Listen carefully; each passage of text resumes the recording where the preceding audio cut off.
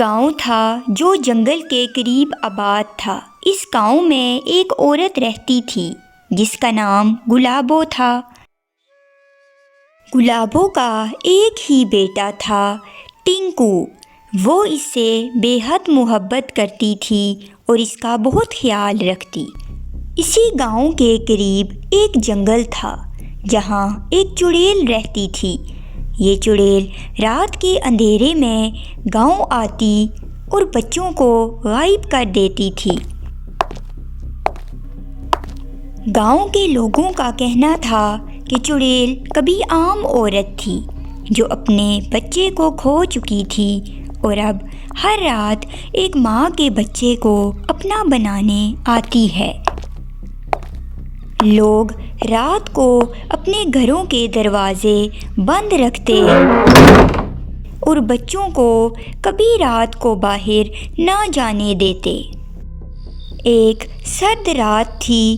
گلابو اپنے بیٹے کو لیے گھر میں سو رہی تھی۔ اچانک گھر کے دروازے پر دستک ہوئی۔ دروازے کی دستک سن کر گلابو چونک اٹھی۔ اس کی آنکھ کھل گئی۔ گلابو بولی، ارے یہ رات کے اس وقت کون دروازے پر دستک دے رہا ہے؟ گلابو دروازے کے قریب گئی۔ دل میں خوف تھا لیکن چہرے پر ہمت۔ گلابو دروازہ کھولتے ہوئے ڈر رہی تھی۔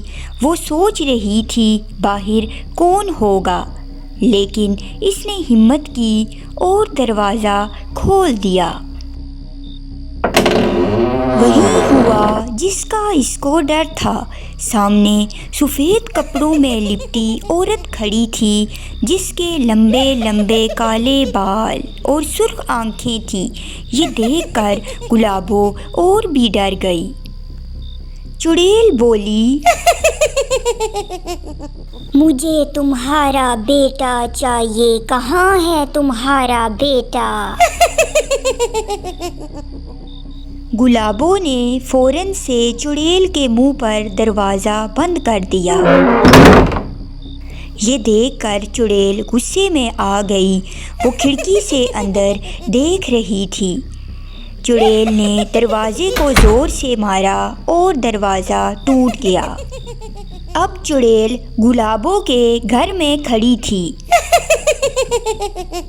اے عورت، تم چاہے جتنی کوشش کر لو، تمہارا بیٹا میرا ہوگا۔ میں اسے اپنے بچے کی جگہ لے کر رہوں گی۔ گلابو نے اپنے دل میں ہمت جمع کی اور بولی، میں اپنی جان دے دوں گی مگر اپنے بیٹے کو تمہیں نہیں دوں گی۔ یہ سن کر چڑیل کو بہت غصہ آیا۔ وہ ٹنکو کی طرف بڑھتی ہے۔ گلابو اور ٹنکو نے حفاظت کے لیے بازو پر تعویذ باندھے ہوئے تھے۔ یہ تعویذ چڑیل نہیں دیکھ پائی۔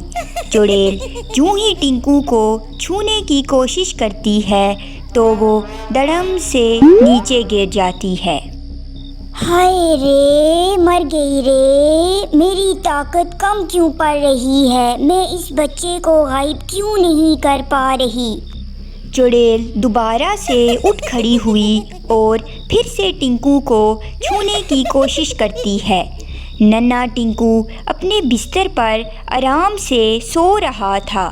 چڑیل جوں ہی اس کی طرف بڑھتی ہے وہ دوبارہ سے نیچے گر جاتی ہے۔ جو تعویذ ٹنکو نے بازو پر پہنا تھا اس کی طاقت سے چڑیل کی طاقت کم ہو رہی تھی۔ کچھ ہی دیر میں چڑیل غائب ہو جاتی ہے۔ گلابو اور ٹنکو چڑیل سے بچ گئے لیکن گلابو کے دل میں ابھی بھی ڈر تھا، جیسے چڑیل کہیں دور سے ابھی بھی دیکھ رہی ہو۔ صبح ہو جاتی ہے۔ ٹنکو کو معلوم ہی نہ ہوا کہ رات اس کے ساتھ کیا ہوا۔ وہ ساری رات سوتا ہی رہا۔ تو دوستو اگر آپ کو یہ کہانی اچھی لگی ہے تو چینل کو سبسکرائب کریں۔